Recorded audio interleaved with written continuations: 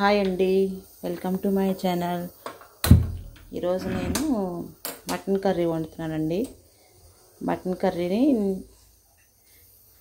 ఎలా వండుతారో మీకు చూపిస్తాను, ఒకసారి చూసేసేయండి.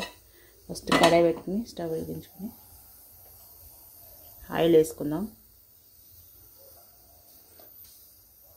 ఒక స్పూన్ ఆయిల్ వేస్తున్నానండి.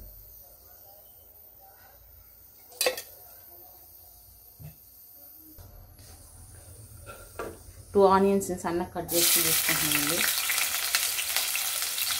రెండు పచ్చిమిర్చి, కొంచెం కరివేపాకు, ఓకేనా. ఒక హాఫ్ స్పూన్ అల్లం వెల్లుల్లి పేస్ట్. నేను హాఫ్ కిలోకి ఎంత అయితే హాఫ్ కిలో సరిపడే ఇంగ్రీడియంట్స్ చెప్తున్నానండి, ఓకేనా. ఒక టమాటానేనండి, ఒక టమాటా వేస్తున్నాను, సన్నగా కట్ చేసి వేసుకుంటాను. హాఫ్ కిలో మటన్ తీసుకుని నేను 5 విజిల్స్ వచ్చేంతవరకు 5 విజిల్ ఉడికించుకుని ఈ విధంగా పెట్టుకున్నానండి. నేను ఇప్పుడు దీన్ని టమాటాలు బాగా మగ్గేంతవరకు, అంటే ఆనియన్స్ బ్రౌన్ కలర్ వచ్చి టమాటాలు మగ్గేంతవరకు వేసుకుని అప్పుడు వేసేస్తున్నాను. చూడండి, మటన్ వేస్తున్నాను దీంట్లోకి. కొంచెం ఫ్రై లాగా చేస్తున్నానండి. నేను ఎట్లా చేస్తాను చూడండి.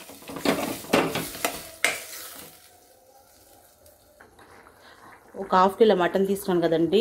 ఫస్ట్ నేను కడిగి 2 సార్లు కడిగానండి. 2 సార్లు కడిగిన తర్వాత ఒక హాఫ్ స్పూన్ పసుపు వేసాను, ఒక స్పూన్ అల్లం వెల్లుల్లి పేస్ట్, 3 స్పూన్లు కారం, ఒక హాఫ్ స్పూను ఉప్పు వేసేసి కలిపి 5 విజిల్స్ వచ్చేదాకా బాయిల్ చేశానండి. ఇప్పుడు మళ్ళీ నేను 2 స్పూన్లు కారం వేస్తాను. ఇదిగోండి, మటన్లోకి కొంచెం కారం ఎక్కువే పడుతుందండి. ఉప్పు కారాలన్నీ మీ ఇష్టం అండి.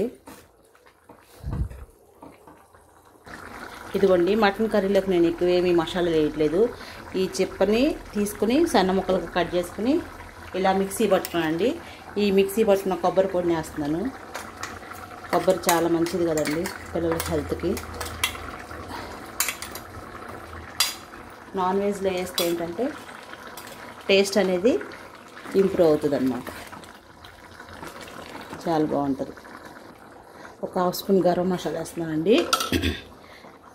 ఒక 2 మినిట్స్ తర్వాత మన కర్రీని దించేసుకోవటం అనమాట. ఇదిగోండి, మన మటన్ కర్రీ అయిపోయింది, ఓకేనా. నూనె పైకి తేలింది. Thank you for watching. Like చేయండి, షేర్ చేయండి, మన ఛానల్ని సబ్స్క్రైబ్ చేసుకోండి. Thank you friends.